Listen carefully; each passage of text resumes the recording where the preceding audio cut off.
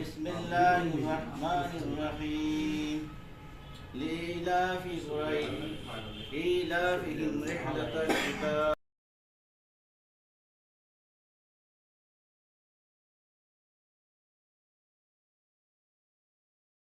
মেহেরপুর উপজেলা বিএনপির তথ্য ও গবেষণা বিষয়ক সম্পাদক, রাজশাহী বিশ্ববিদ্যালয়ের সাবেক ছাত্রনেতা বলেন।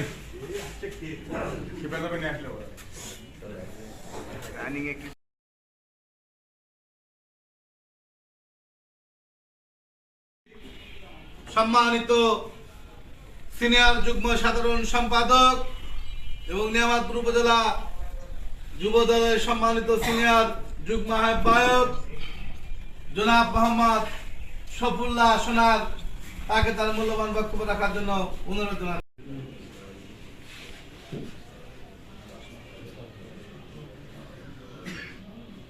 সূরা ইখলাস وإليك أنبنا وإليك المصير رب اجعل لي مقيم الصلاة ومن ذريتي ربنا وتقبل دعاء ربنا اغفر لنا ولإخواننا الذين سبقونا بالإيمان ولا تجعل في قلوبنا غلا للذين آمنوا ربنا إنك দরবারে হাত উঠেছি মাওলা, সকলের গুনাহ খাতাকে তুমি maaf করে দাও আল্লাহ। আয় আল্লাহ তাআলা, আমরা যে জন্য উপস্থিত হয়েছি আল্লাহ, আমাদের দেশনেত্রী বেগম খালেদা জিয়া গণতন্ত্রের মাতা আল্লাহ, আমরা যেন ওনাকে সুস্থ শরীরে বাসায় ফেরাতে পারি সেই তৌফিক তুমি দিও আল্লাহ। আয় আল্লাহ তাআলা, গণতন্ত্রের মাতা, উনি দেশের জন্য অনেক কিছু করেছেন আল্লাহ, অনেক ত্যাগ স্বীকার করেছেন আল্লাহ, উনি দেশের জন্য কোনো আপোষ করেন নাই আল্লাহ। দেশের স্বার্থে উনি সকল বাধা বিপত্তি উপেক্ষা করে উনি অনেক কষ্ট করেছেন আল্লাহ। আয় আল্লাহ তাআলা, ওনার এই ত্যাগ তিতিক্ষা যত কিছু আছে আল্লাহ, সব কিছু আল্লাহ তুমি রহমত এবং বরকত দিয়ে ভরপুর করে দাও আল্লাহ। আয় আল্লাহ তাআলা, আগামী জাতীয় সংসদ যে নির্বাচন, সেই নির্বাচনে উনি সুস্থ শরীরে যেন নির্বাচন করতে পারেন সেই তৌফিক তুমি ওনাকে দিয়ে দাও আল্লাহ। আয় আল্লাহ তাআলা, আগামী জাতীয় সংসদ নির্বাচন, এই সংসদ নির্বাচন নওগাঁ 46 একে অনেক ষড়যন্ত্র চলছে আল্লাহ, সব ষড়যন্ত্রকে উপেক্ষা করে আমরা বাংলাদেশ জাতীয়তাবাদী দলের 46 নওগাঁ 1 আসনে যেনাকে নমিনেশন দেওয়া হয়েছে আল্লাহ, ওনার সুস্থতা কামনা করছি আল্লাহ।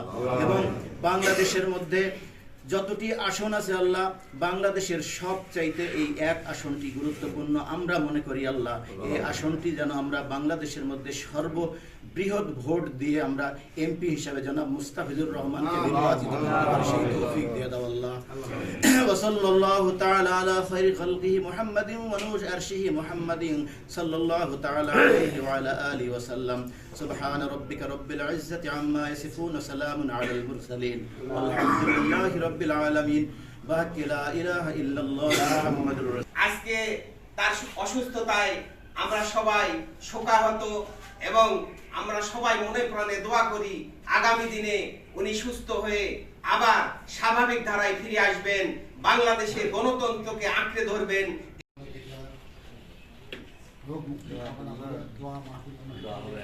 তিনি গুরুতরভাবে অসুস্থ হওয়াতে ঢাকার একটি হসপিটালে, এভার কেয়ার হসপিটালে তাকে ভর্তি করা হয়েছে। সেখানে আমাদের নেত্রীকে সেখানে আইসিইউতে রাখা হয়েছে, তার অবস্থা গুরুতর। আমরা বিএনপির একজন ক্ষুদ্র কর্মী হিসাবে, আমরা বিএনপির সমর্থক হিসাবে আমরা দেশনেত্রী বেগম খালেদা জিয়ার এই অসুস্থতার জন্য আমরা সবাই ব্যথিত, দুঃখিত, মর্মাহত এবং আমরা তার রোগ মুক্তি কামনা করছি।